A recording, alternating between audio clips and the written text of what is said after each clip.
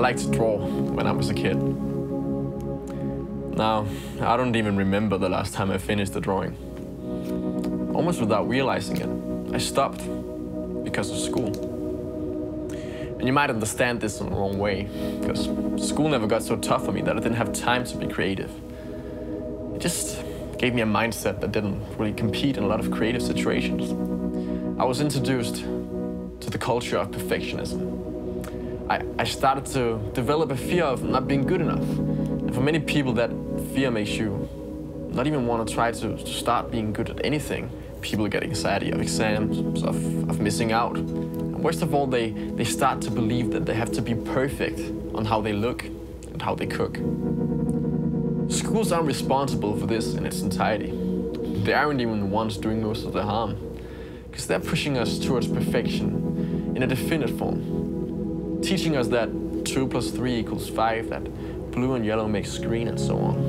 Our whole society, on the other hand, is pushing us towards perfection in an aesthetic form, and I'm not even sure what that is.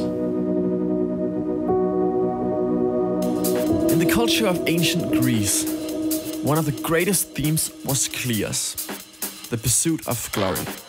And as we can see in the earliest poem we have from this time, the Iliad, glory were to be found on the battlefield, in aristocratic violence.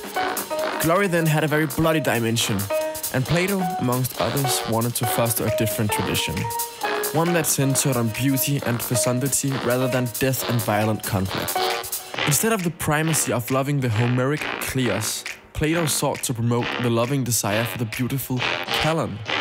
He created the aestheticism, a philosophy of art and beauty, which still exists today. The focus on beauty and art was implemented to stop us from battling with each other physically. But we never stopped battling though. We just aren't fighting to death anymore. Back then, you won if you were the last man standing. Today, it's more complicated than that. There are guidelines for well-crafted art in whatever form of art it might be. But do you just have to follow these to create good art? I don't know. What even is good or bad art?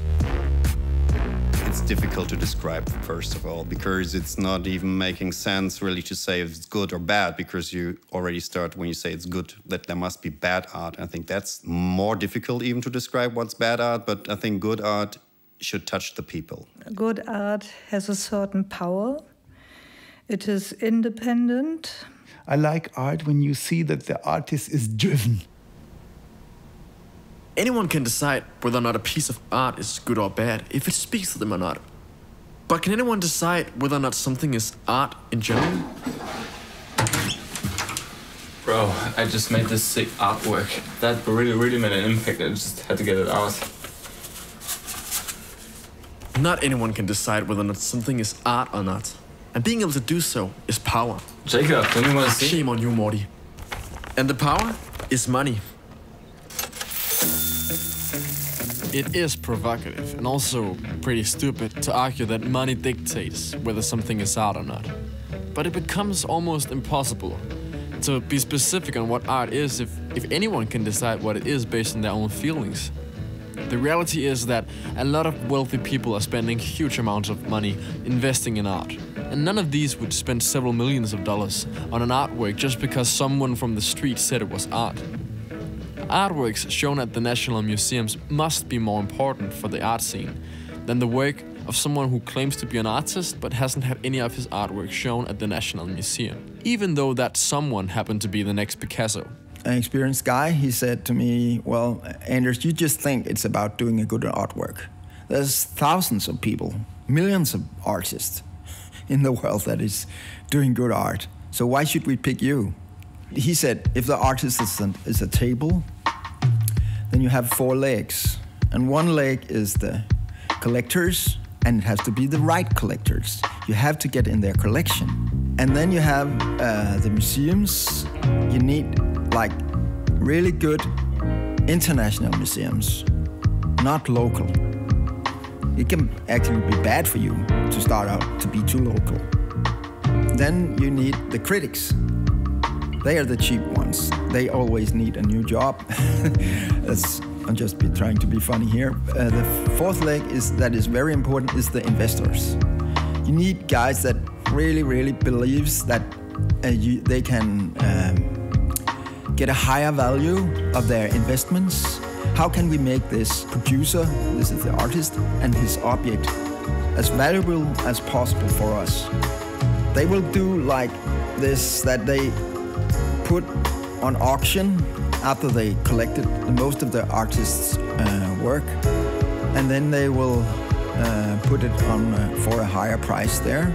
And then number one in the investor group put in the artwork, number two buys it for a higher price. Then number two put another artwork on. Number three will buy it. Number three would put another artwork in. Number four would buy it. And then suddenly when it has been like more out there, people will think, wow, this artist is kind of very valuable. So others will join without knowing that this investor group is behind putting up the prices. It has to be trustworthy. In the year 1975, 6, 8, for instance, paintings were not at all important for the art scene. And therefore they said, that is not art. What you are doing is not important for our world. But it has changed now, and it changed all the time. Sometimes painting is important, and another time perhaps textile art or sculptural art or something like that is more important in this time. The art world is very cynical. One moment, your art can be very important, and the next, it might not even be considered art anymore. What we've learned so far, it seems like it's only the few who dictates what's important or not. But these trendsetters wouldn't be able to keep the money pouring in if it wasn't because someone actually liked what they were promoting. What they need is the audience. Well, I think art is a way for people to express themselves and to express their culture as well. And without it, I think, yeah, the world wouldn't be such a good place. We are living for art. Imagine everything is ugly. It's not nice to live in a world without art. To me, art is important to kind of express your emotions in a more, I don't know, secret way, not that open. So art in general, I wouldn't give much importance, but the creative space that a person needs to discover what's important to them, that for me is more important.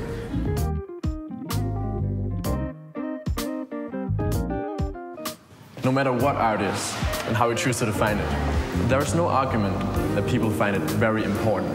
But what is it that makes art so important?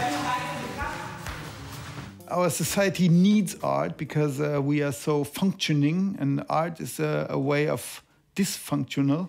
It has a lot of potential. It can open you a new perspective.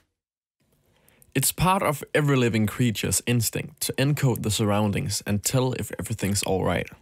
Just as you can get a pleasant feeling from looking at a wealthy plant in a color which indicates that it's fresh rather than rotten, which has symmetrical patterns indicating that it's growing rather than dying, you can also get this pleasant feeling from the colors and patterns of an artwork. But why is it important to trigger these feelings when it comes to art? The importance is clear when it comes to real-life situations, that we have to not want to eat the yellow frog since it's poisoned. When a movie, a song, or a painting gives us an unpleasant feeling, it's not to prevent us from taking lethal decisions. Art's main purpose is to trigger our feelings, which is important since our physical and mental health is very dependent on the feelings we experience every day. Studies have shown that our well-being, behavior, cognitive function, and mood is improved by the nice feelings we get from aesthetic objects. Does this mean that you should go to the museum more often? Not necessarily, but you should look more up and see if it improves your wealth to search for beauty in your surroundings, rather than in your phone, in the newspaper, or maybe just in the floor that you always stare into while taking the tube. Art is all around us in our daily lives. From we wake up in the morning till we go to sleep at night, we're surrounded by design and golden ratios. Every tiny little village with a bit of dignity employs good architects. There's a designer for every 10-cent plastic cup. But we call them architects and designers, not artists. And is that because they don't produce art? I think really good architects and good designers can also create pieces of art. They don't have to. That's, I think, the big difference. An artist have to produce art. A designer can, but he is not in the position of that he must. I would say that, yeah, the thing about art is really this not to have a function thing. So it somehow has a function because it can make you happy, it can make you sad, it can make you thinking about stuff, but it's not usable as other stuff. In China, the word for art is also the word for quality. Yi means something that impacts the audience, and it is being used to describe everything from boxing to philosophy. And maybe they're onto something in China. My only concern is, if anyone can call anything art, then the word becomes completely empty. Potentially everybody can be artist and everything can be art then, and then none of the mentioned will exist. That might also be true, that art doesn't exist. A very famous aesthetician called H.A. Gombrich stated in his book Story of Art, one of the most recognized art books through art schools around the world, that artists are existing, but art is not. Could not be, out of my view, that there is no art existing, because then what is the artist doing? Because he's creating something, but it's not just the artist who's creating the art. It's also the audience. I think it's a kind of combination out of, if an artist is doing something and creating something and is willing to have a discussion with this with the audience, or with then out of my view, it is art. It has to become art. If I understood, he said that there are a lot of people who create something, and one cannot say this is better and that this is not so good. But perhaps it's the time which says that is good art and another thing is not so very important. But he does not make a difference between high art, very glorified art, and not so important art. What's really interesting is how the word changed in the centuries, that art is not like art, like Ernst Gombrich said, but we have a different understanding of art through the centuries, actually. And what art means today is not the same that what art meant some centuries ago, actually. The definitions of words like art, beauty, or perfection might not be very long nor complicated if you look them up in a dictionary. But they're vague, relative, and they change through time and place. This doesn't benefit me as a guy trying to figure out what perfection in an aesthetic form is, but over time it has come to benefit me as a human being. The fact that it is difficult to tell if what you're doing creatively is right or wrong makes the process more fun. And for my present self, that's actually what counterweights all of the challenges in life, which are calculable and straightforward to solve. If what I'm creating is art or not doesn't really change this. Maybe it's not even existing. I would say that art is almost not existing, but it is existing because the world needs it to. Just like a religion. It exists for those the existence makes a difference for. What do you think?